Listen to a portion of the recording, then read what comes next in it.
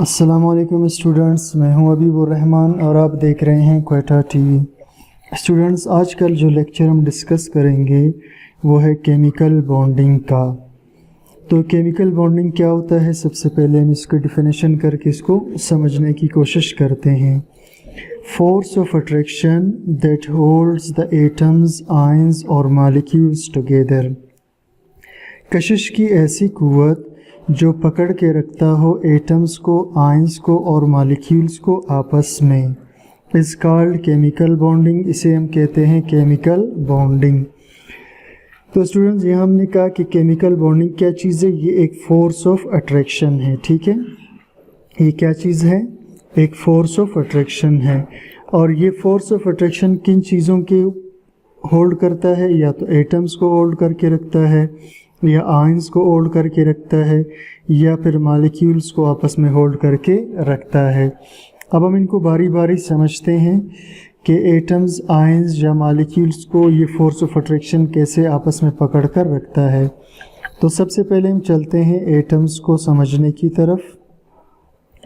अब फ़र्ज़ करते हैं कि ये हाइड्रोजन एक एटम है और दूसरी तरफ ये हाइड्रोजन भी एक एटम है। अब इस हाइड्रोजन के आखिरी शेल में एक इलेक्ट्रॉन होगा और यहाँ इस हाइड्रोजन के आखिरी शेल में भी एक इलेक्ट्रॉन होगा, ठीक। अब ये दोनों क्या करेंगे? ये दोनों एटम आपस में मिल जाएंगे बॉन्ड बनाने के लिए। और किस तरह से बॉन्ड बनाएंगे ये आप देख रहे हैं। एक हाइड्रोजन का इलेक्ट्रॉन दूसरे हाइड्रोजन के ऑर्बिट में एंटर हुआ और दूसरे वाले का इलेक्ट्रॉन पहले वाले के ऑर्बिट में एंटर हुआ। तो इस तरह इनके बीच एक कशिश की कुव्वत बन जाती है, जिसे हम इस तरह से भी जाहिर कर देते हैं, इस तरह से, ठीक। तो ये भी एक फोर्स ऑफ अट्रैक्शन है जो दो इलेक्ट्रॉनों की वजह से बना हुआ है। ये एटम्स को आपस में पकड़ करके रखता है। अब दूसरे नंबर पर है आयंस के। आयंस को किस तरह से फोर्स ऑफ अट्रैक्शन आपस में पकड़ कर रखता है। अब हम फ़र्ज़ कर लेते हैं यहाँ पर सोडियम का आयन है जिस पर प्लस चार्ज है इलेक्ट्रॉन के निकलने की वजह से। इसे हम डिटेल में आगे जाकर समझेंगे। और इसी तरह क्लोराइड का आयन है जिस पर माइनस चार्ज है। ये सोडियम का आयन है और साथ में ये क्लोराइड का आयन है। अब होगा क्या? एक पर माइनस चार्ज है, एक पर प्लस चार्ज है। तो इनके प्लस और जो माइनस चार्जेस हैं ये एक दूसरे को अट्रैक्ट करेंगे। ये एक दूसरे को क्या करेंगे? अट्रैक्ट करेंगे, ठीक है। और इस अट्रैक्शन को कहते हैं electrostatic force of attraction. Electrostatic force of attraction. तो इस तरह से ये इस चार्जेस की कशिश के ज़रिए सोडियम और क्लोराइड आपस में जुड़े रहेंगे। तो ये भी एक कशिश है, ये भी एक फोर्स है जो एटमों को आपस में पकड़ करके रखता है, ठीक। इन सब की डिटेल हम आगे जा कर के पढ़ेंगे। बाज़ औक़ात ऐसा होता है कि दो मॉलिक्यूल्स होते हैं, फ़र्ज़ करें। अब हम बात करते हैं मॉलिक्यूल की। जैसे वाटर का एक मॉलिक्यूल है यहाँ पर और वाटर का दूसरा मॉलिक्यूल है यहाँ पर, ठीक। ये पानी के दो मॉलिक्यूल है और इन दोनों मॉलिक्यूलों पर इलेक्ट्रोनेगेटिविटी की वजह से चार्जेस रहते हैं। यानी ऑक्सीजन ज़्यादा इलेक्ट्रोनेगेटिव है, इस पे पार्शियल माइनस चार्ज रहता है, हाइड्रोजनों पे पार्शियल पॉजिटिव चार्ज। इसी तरह यहाँ भी ऑक्सीजन पे पार्शियल नेगेटिव होगा और हाइड्रोजन पे पार्शियल पॉजिटिव। अब इन दोनों एटमों को ये फोर्स ऑफ अट्रैक्शन, यानी यहाँ का प्लस और यहाँ का माइनस, ये एक दूसरे को अट्रैक्ट करेंगे। इस तरह से इनके दरमियान भी एक कशिश बन जाएगी, ठीक है। ये भी एक कशिश की ताकत है जो मॉलिक्यूलों को आपस में पकड़ कर रखती है। इसके अलावा और बहुत से टाइप्स से कशिश के जो मॉलिक्यूलों को, एटमों को या आयंस को आपस में पकड़ कर रखते हैं। तो स्टूडेंट्स, अब हम डिटेल में एक एक करके इन सब को समझने की कोशिश करते हैं। तो अब इस लेक्चर से अब तक जो हमने पढ़ा, इससे ये मालूम हुआ कि ये कशिश की कुव्वतें मुख्तलिफ़ किस्म की हो सकती हैं। तो इसलिए हम इनको समझने के लिए, ठीक है, हम इनको कुछ टाइप्स में डिवाइड कर देते हैं। यानी केमिकल बॉन्ड को समझने के लिए हम केमिकल बॉन्ड को 3 हिस्सों में डिवाइड कर लेते हैं। इसमें पहला हिस्सा है आयोनिक बॉन्ड, ठीक, आयोनिक बॉन्ड, और दूसरे हिस्से में हम डिस्कस करेंगे कोवेलेंट बॉन्ड को, और तीसरे हिस्से में हम डिस्कस करेंगे कोऑर्डिनेट कोवेलेंट बॉन्ड को। तो इस तरह से 3 किस्म की बॉन्डिंग को हम यहाँ पर समझने की कोशिश करेंगे। पहला इसमें क्या होगा, पहला इसमें होगा आयोनिक बॉन्ड, और दूसरे नंबर पर कोवेलेंट बॉन्ड, और तीसरे नंबर पर कोऑर्डिनेट कोवेलेंट बॉन्ड, ठीक। तो अब हम इसको बारी बारी डिटेल से समझेंगे। तो चलिए स्टूडेंट्स, अब स्टार्ट करते हैं आयोनिक बॉन्ड को। तो पहला हम डिस्कस करेंगे किसको, आयोनिक बॉन्ड को। अब लफ्ज़ आयोनिक से ही आपको समझ आ रहा होगा कि ये वो बॉन्ड है जो आयंस के बीच बने। ये एक ऐसा बॉन्ड है, एक ऐसी कशिश है जो किसके बीच बने, आयंस के बीच, ठीक। अब स्टूडेंट्स, अगर आपको पता नहीं कि आयंस क्या होते हैं तो पहले मैं आपको आयंस बता देता हूँ, ठीक। ये लेक्चर शायद काफ़ी लंबा हो जाए और मुझे इसको पार्ट्स में डिवाइड करना पड़े, तो इसे समझने के लिए आपको सारे पार्ट्स देखने होंगे।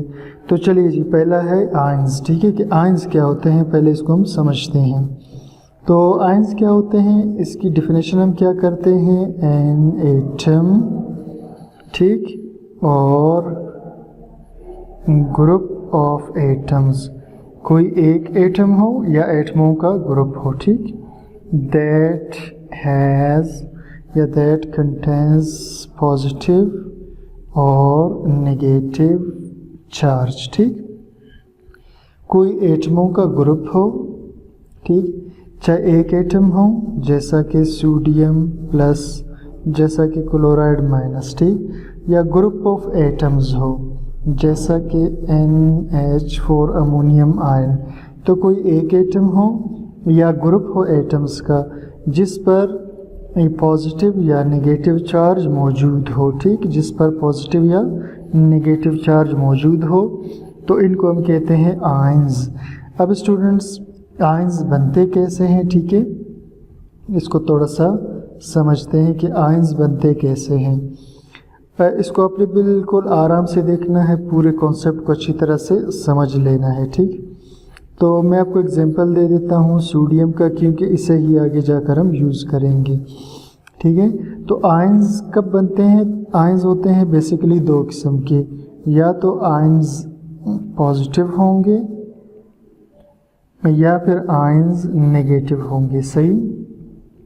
आयंस कितने किस्म के होंगे, 2 किस्म के, या तो आयंस पॉजिटिव होंगे या फिर नेगेटिव, जैसा ये पॉजिटिव आयन है सोडियम और कैल्शियम, और क्लोराइड ये नेगेटिव आयन है, इसी तरह सल्फेट 2- ये नेगेटिव आयन है। तो आयंस पॉजिटिव भी हो सकते हैं और नेगेटिव। अगर आयन पॉजिटिव हो तो इसे हम कहते हैं कैट आयन, और अगर आयन नेगेटिव हो तो इसे हम कहते हैं एन आयन, ठीक। तो इस एतबार से आयंस हुए 2 टाइप्स के, कैट आयंस, एन आयंस, ठीक। कैट आयन जिस पर पॉजिटिव चार्ज, एन आयन जिस पर नेगेटिव चार्ज, ठीक। अच्छा, अब कैट आयन कैसे बनता है, ठीक है। कैट आयन बनता है due to removal of electron, removal of electron, electron के इखराज से। मिसाल के तौर पर यहाँ पर एक एटम हम ले लेते हैं, जैसे सोडियम का एटम है, ठीक। अब मैं इसका न्यूक्लियस नहीं बना रहा, न्यूक्लियस में ही मैंने सोडियम लिख दिया। अब अगर न्यूक्लियस के एटम पे गौर करें तो इसके पहले शेल में 2 इलेक्ट्रॉन होंगे, इसके दूसरे शेल में 8 इलेक्ट्रॉन होंगे, और इसके तीसरे शेल में 1 इलेक्ट्रॉन होगा, ठीक। तो इसमें कुल कितने इलेक्ट्रॉन होते हैं, कुल 11 इलेक्ट्रॉन, ठीक। क्योंकि सोडियम का जो एटॉमिक नंबर है वो 11 है, तो इसमें इलेक्ट्रॉन भी कितने होंगे, 11, ठीक है। अगर हम इसकी इलेक्ट्रॉनिक कन्फिग्रेशन करें तो ये आएगा 1s2, 2s2, 2p6 और 3s1। अगर आपने इलेक्ट्रॉनिक कन्फिग्रेशन का लेक्चर देखना है तो स्टूडेंट्स, इससे पहले इलेक्ट्रॉनिक कन्फिग्रेशन पर डिटेल में लेक्चर मौजूद है, वहाँ जाकर आप इसको समझ सकते हैं। अब इसमें कुल 11 इलेक्ट्रॉन है, ठीक। तो इस वक्त अगर हम सोडियम की कंडीशन को देखें तो इसमें प्रोटॉन भी 11 है, इलेक्ट्रॉन भी 11 है, यानी हम कह सकते हैं पॉजिटिव चार्ज भी 11 है, नेगेटिव भी 11। तो ये आपस में जब कैंसिल हो जाएंगे तो चार्ज क्या होगा, 0। इस वक्त सोडियम पर चार्ज क्या है, 0। इसी सोडियम में से अगर ये लास्ट वाला इलेक्ट्रॉन, इसी सोडियम में से अगर इस इलेक्ट्रॉन को हम रिमूव कर दें, फोर्स लगाकर इसको रिमूव कर दे, ठीक। तो अब तो इसके बाद जो सोडियम की शक्ल बनेगी वो कुछ इस तरह से बनेगी। मैं अब दोबारा इसका डायग्राम बनाकर आपको दिखा देता हूँ।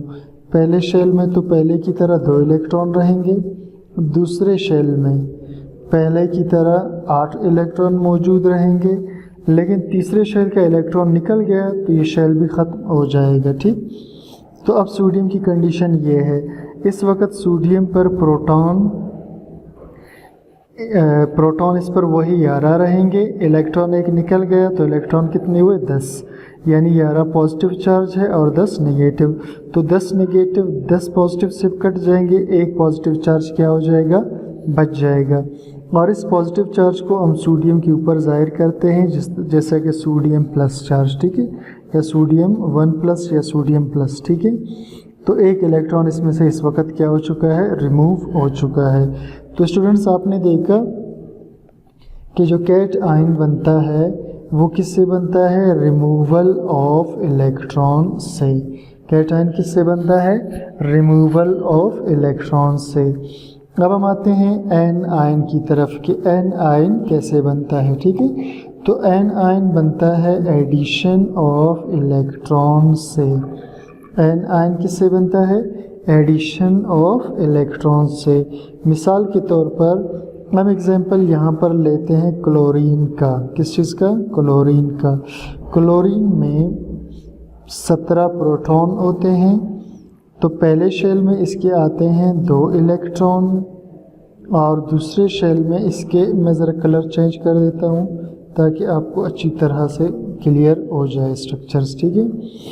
तो चलिए जी, तो इसके पहले शेल में होंगे 2 इलेक्ट्रॉन और दूसरे शेल में होंगे 8 इलेक्ट्रॉन, तो ये कुल हो गए 10 इलेक्ट्रॉन कुल और इसमें आने चाहिए कितने, 17 इलेक्ट्रॉन, ठीक। तो चलिए जी, ये 1 2 3 4 5 6 और 7। अब देखिए जी, क्लोरीन के अंदर कुल कितने इलेक्ट्रॉन आ गए, 17 इलेक्ट्रॉन इसके अंदर आ गए, ठीक। तो अगर क्लोरीन में हम कोई इलेक्ट्रॉन बाहर से ऐड कर दें, ठीक, क्लोरीन में हम कोई एक इलेक्ट्रॉन बाहर से क्या कर दें, ऐड कर दें, तो ऐड करने के बाद क्लोरीन की शक्ल कुछ चेंज हो जाएगी। मैं इसकी शक्ल को दोबारा यहाँ ड्रा कर लेते, स्ट्रक्चर को दोबारा ड्रा कर लेता हूँ। ये देखिए जी, अब इसमें 2 इलेक्ट्रॉन ये अंदर वाले मौजूद हैं और उसके बाद वाले शेल के 8 इलेक्ट्रॉन ये वाले ये भी मौजूद हैं, और जो लास्ट इसका शेल था इसके अंदर पहले थे 7 इलेक्ट्रॉन, ठीक। पहले कितने थे, 7। अब ये एक इलेक्ट्रॉन इसके अंदर ऐड हो चुका। तो अब अगर हम इलेक्ट्रॉन ऐड होने के बाद कंडीशन देखें तो पहले इसके अंदर स्टूडेंट्स यहाँ पर इसमें प्रोटॉन 17 थे और इलेक्ट्रॉन भी 17 थे, यानी 17 पॉजिटिव चार्ज 17 नेगेटिव, कैंसिल होकर चार्ज इसका 0। अब हम देखते हैं कि प्रोटॉन इस पर तो वही 17 हैं, लेकिन इलेक्ट्रॉन इस बढ़कर 18 हो गए, यानी 17 पॉजिटिव चार्ज 18 इस पर नेगेटिव, आपस में कट करके -1 चार्ज यहाँ पर रह जाएगा। इधर हम लिखते हैं इसको क्लोरीन 0 और इधर हम इसको क्लोराइड 1- लिख देते हैं, ठीक है, -1, यानी अब क्लोराइड पे -1 चार्ज आ चुका है। अब स्टूडेंट्स आपको बात समझ में आ गई होगी कि आयंस बनते कैसे हैं, ठीक है। ये आपको ये आयंस का बनावट आपको लाजमी समझाना था ताकि हम आयोनिक बॉन्डिंग को समझ सके, ठीक है। तो दोबारा थोड़ा सा मैं रिपीट कर लूँ। आयंस 2 किस्म के हैं, कैटायंस, एनायंस। कैटायन पे पॉजिटिव चार्ज होता है जैसा सोडियम और कैल्शियम, और ये क्यों बनता है, due to removal of electron. अब आपने देखा सोडियम के पास 11 इलेक्ट्रॉन थे, एक इलेक्ट्रॉन रिमूव हुआ तो 10 इलेक्ट्रॉन रह गए। और यहाँ इस पे प्रोटॉन 11 थे, इलेक्ट्रॉन 11 कैंसिल होकर के चार्ज 0। यहाँ प्रोटॉन 11 है, इलेक्ट्रॉन 10, जब कैंसिल होंगे तो एक प्रोटॉन रह जाएगा जिसकी वजह से सोडियम पे प्लस चार्ज। और यहाँ देखिए जी एनायन जिस पर नेगेटिव चार्ज हो, जैसे क्लोराइड सल्फेट। और एनायन क्यों बनता है? एडिशन ऑफ इलेक्ट्रॉन, इलेक्ट्रॉन के इंटर होने से। यहाँ देखिए जी एक इलेक्ट्रॉन क्लोराइड में इंटर होगा, क्लोराइड के अपने 17 इलेक्ट्रॉन हैं, एक इलेक्ट्रॉन बाहर से इंटर हुआ तो अब इसके अंदर कुल 18 इलेक्ट्रॉन हो गए। ठीक, तो पहले इसमें 17 प्रोटॉन 17 इलेक्ट्रॉन थे, तो कैंसिल होकर चार्ज 0, जिसे यूँ जाहिर करते थे। अब इसके अंदर क्या हुआ कि मज़ीद यानी 17 प्रोटॉन तो वही रहे, एक इलेक्ट्रॉन इसके अंदर इजाफा हो गया, तो इलेक्ट्रॉन 18 यानी 17 positive charge 18 minus charge, cancel होकर के -1 रह गया, जिसे हम क्लोराइड के ऊपर जाहिर करते हैं। ठीक, तो यहाँ तक स्टूडेंट्स आपको समझ में आ गया होगा। अब हम दोबारा आते हैं आयनिक बॉन्ड की तरफ। हम आयनिक बॉन्ड को डिस्कस कर रहे थे। ठीक, तो आयनिक बॉन्ड क्या है? जो आयंस के बीच कशिश से बन जाए। तो बिल्कुल वही बात हम यहाँ डिस्कस करेंगे। देखिए स्टूडेंट्स, अब सोडियम एक आयन है जिस पे प्लस चार्ज है। ये चलिए मैं आपको शुरू से बता देता हूँ। सोडियम के एटम से जब एक इलेक्ट्रॉन रिमूव हो जाए तो बाकी उसके अंदर 10 इलेक्ट्रॉन रह जाएंगे और इस पर +1 चार्ज आ जाएगा। बिल्कुल इसी तरह ये इलेक्ट्रॉन अगर क्लोरीन के अंदर ऐड हो जाए, ठीक, ये इलेक्ट्रॉन किसके अंदर है जो ऐड हो जाए? क्लोरीन है, तो वो क्लोराइड -1 बन जाएगा। अब हमारे पास दो किस्म के आयंस बन गए, एक सोडियम प्लस आयन और दूसरा क्लोराइड माइनस आयन। तो ये दोनों आपस में एक दूसरे को अट्रैक्ट कर करके क्या बनाएंगे? एक कशिश की कुव्वत बनाएंगे, जिसे हम कहते हैं आयोनिक बॉन्ड। सही, तो इस तरह से इनके बीच आयनिक बॉन्ड बन जाएगा। और बाकी स्टूडेंट्स ये बना कैसे, ठीक है, ये आयंस कैसे बन गए, यहाँ मैंने आपको डिटेल में बिल्कुल समझा दिया कि सोडियम का आयन कैसे बना और क्लोराइड का आयन कैसे बन गया। ठीक है, दूसरा में एक और एग्जांपल देख लेते हैं आयनिक बॉन्ड को समझने के लिए, और वो एग्जांपल है मैग्नीशियम क्लोराइड का। ठीक, ये मैग्नीशियम क्लोराइड इसे हम कहते हैं। इसका एग्जांपल हम समझ लेते हैं कि ये किस तरह से बॉन्ड बनेगा। ठीक, अब स्टूडेंट्स हम आते हैं मैग्नीशियम के एटम को ड्रॉ करते हैं सबसे पहले। तो सबसे पहले हमें मैग्नीशियम के एटम को ड्रॉ करना पड़ेगा। सही, अब मैग्नीशियम के एटम में 2 प्रोटॉन होते हैं।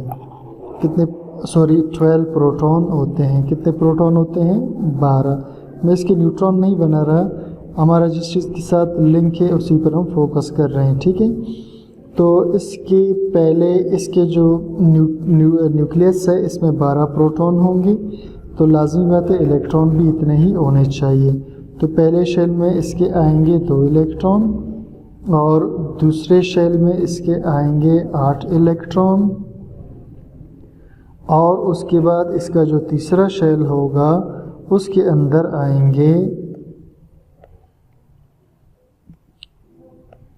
तो तीसरे शेल में इसके होंगे, ठीक, 2 इलेक्ट्रॉन। तीसरे शेल में कितने इलेक्ट्रॉन होंगे? 2 इलेक्ट्रॉन। अब हम मैग्नीशियम का इलेक्ट्रॉनिक कॉन्फ़िगरेशन कर लेते हैं। आप जानते हैं कि मैग्नीशियम का जो एटॉमिक नंबर है वो 12 है। सॉरी, सिलेक्ट नहीं हो रहा, पता नहीं क्या हो गया। अच्छा जी, मैग्नीशियम का एटॉमिक नंबर क्या है? 12, जिसका मतलब है मैग्नीशियम में 12 प्रोटॉन हैं। ठीक, अब इसमें 12 इलेक्ट्रॉन फिल करने हैं, तो 1s2 2s2 2p6 और 3s2। ठीक, ये इसके 12 इलेक्ट्रॉन हो गए। ठीक, 1s2 ये 2 इलेक्ट्रॉन इसकी K शेल के अंदर होंगे और ये 8 इलेक्ट्रॉन इसके L शेल के अंदर होंगे और ये इसके M शेल के अंदर होंगे। अब क्या होगा, इसमें से 2 इलेक्ट्रॉन निकलेंगे लास्ट शेल से। ठीक, ये दोनों इलेक्ट्रॉन इसमें से क्या हो जाएंगे? रिमूव हो जाएंगे। अब हम इसका स्ट्रक्चर दोबारा से ड्रा कर लेते हैं। ठीक है, तो मैं इसका न्यूक्लियस बना देता हूँ जिसमें 12 प्रोटॉन है और उसके इर्द गिर्द फिर इसके शेल बना लेते हैं। पहले शेल में वही 2 इलेक्ट्रॉन मौजूद रहेंगे और दूसरे शेल के अंदर 8 इलेक्ट्रॉन मौजूद रहेंगे। अब तीसरे शेल के चूंकि दोनों इलेक्ट्रॉन निकल गए, ठीक, दोनों इलेक्ट्रॉन निकल गए, तो अब इसमें कोई इलेक्ट्रॉन नहीं, तो शेल भी ख़त्म। अब स्टूडेंट्स हम इसका इलेक्ट्रॉनिक कन्फिग्रेशन दोबारा से कर लेते हैं, ठीक है। अब इसका कन्फिग्रेशन क्या होगा, अब देखिए जी 1s2, पहले 2 इलेक्ट्रॉन मौजूद रहेंगे, फिर 2s2, सही, यहाँ के 2 इलेक्ट्रॉन भी मौजूद रहेंगे, और उसके बाद 2p6, ठीक है, और बाकी 6 इलेक्ट्रॉन भी इस एल शेल के मौजूद रहेंगे। के शेल के दोनों मौजूद है, इसके भी दोनों। अब तीसरा शेल आप देख रहे हैं ये रिमूव हो चुका, ठीक। तो अब इसका इलेक्ट्रॉनिक कन्फिग्रेशन ये होगा 1s2, 2s2 और 2p6, ठीक। अब हम आते हैं दोबारा जी इस केस में, पहले वाले केस, यहाँ मैग्नीशियम के पास, सही, यहाँ मैग्नीशियम के पास प्रोटॉन कितने थे, 12, इस केस में इलेक्ट्रॉन भी कितने थे, 12, यानी 12 प्लस चार्ज 12 माइनस कैंसिल होकर 0, तो इधर मैग्नीशियम पे कोई चार्ज नहीं होगा। अब सेकंड केस की तरफ आते हैं। यहाँ मैग्नीशियम के पास प्रोटॉन 12 थे और इलेक्ट्रॉन इसके पास 10, क्योंकि 2 इलेक्ट्रॉन क्या हो गए, निकल गए, ठीक, 2 इलेक्ट्रॉन इसमें से क्या हो गए, रिमूव। अब ये 12 पॉजिटिव हैं, ये 10 माइनस हैं, तो 10 माइनस 10 पॉजिटिव के साथ कट जाएंगे और 2 पॉजिटिव रह जाएंगे, जिसे हम मैग्नीशियम के ऊपर लिखा करते हैं, ठीक। अब ये हुआ मैग्नीशियम का केस। और कुल दूसरा इसमें है, स्टूडेंट्स आप देख रहे हैं मैग्नीशियम के साथ क्या चीज़ मौजूद है, क्लोरीन। और क्लोरीन का मैंने आपको पहले भी यहाँ पर समझा दिया था, ठीक है, कि क्लोरीन में से किस तरह एक इलेक्ट्रॉन इसके अंदर ऐड हो जाता है और फिर क्लोराइड बन जाता है, लिहाजा इसको दोबारा डिस्कस करने की ज़रूरत नहीं है। तो मैग्नीशियम, अब मैं मैग्नीशियम का ये वाला स्ट्रक्चर अगर यहाँ ड्रा कर लूँ, सही, यानी यहाँ आप देखिए मैग्नीशियम पर, सही, 2+2 चार्ज है, ठीक है, यानी 1 2+2 चार्ज है, और 2 क्लोराइड्स है, एक क्लोराइड पे माइनस चार्ज, दूसरे क्लोराइड पर भी माइनस चार्ज। तो अब ये इसके साथ क्या करेगा जी, इलेक्ट्रोस्टैटिक फोर्स ऑफ अट्रैक्शन के ज़रिए ये आपस में बॉन्ड बना देंगी, ठीक है, इलेक्ट्रोस्टैटिक फोर्स ऑफ अट्रैक्शन के ज़रिए आपस में क्या बना देंगे, बॉन्ड बना देंगे, जिसे हम लिखा करते हैं मैग्नीशियम क्लोराइड। क्या लिखते हैं इसे, मैग्नीशियम क्लोराइड, ठीक। मैग्नीशियम पर +2 चार्ज आ जाता है और फिर मैग्नीशियम 2 माइनस चार्ज वाले क्लोराइड के साथ मिल करके आयोनिक बॉन्ड बना लेता है और मैग्नीशियम क्लोराइड का आयोनिक कंपाउंड बना लेता है, ठीक हो गया जी। तो ये 2 एग्जांपल्स हो गए। एक सोडियम क्लोराइड का एग्जांपल मैंने आपको समझा दिया कि किस तरह से सोडियम क्लोराइड में आयोनिक बॉन्ड बनता है, और फिर मैग्नीशियम क्लोराइड का किस तरह से मैग्नीशियम क्लोराइड में आयोनिक बॉन्ड बन जाता है। स्टूडेंट्स, यहाँ आपने देखा कि मैग्नीशियम से 2 इलेक्ट्रॉन निकले थे, ठीक है, ये 2 इलेक्ट्रॉन। तो अब इन 2 इलेक्ट्रॉनों में से एक इस क्लोरीन के पास आएगा, ये जहन में आप रखना, सही, और एक इस क्लोरीन के पास आएगा, इसलिए एक माइनस चार्ज इस पर था, एक माइनस चार्ज इस पर। अब दोनों जब मैग्नीशियम के साथ मिलेंगे तो मैग्नीशियम क्लोराइड बनाएंगे। स्टूडेंट्स, इसमें अभी तक कोवैलेंट बॉन्ड और कोऑर्डिनेट कोवैलेंट बॉन्ड रहता है, वो मैं आपको नेक्स्ट लेक्चर में समझाने की कोशिश करूँगा। तो इस लेक्चर को काफ़ी लंबा हो रहा है, इसलिए इसको यहीं पर हम वाइंड अप कर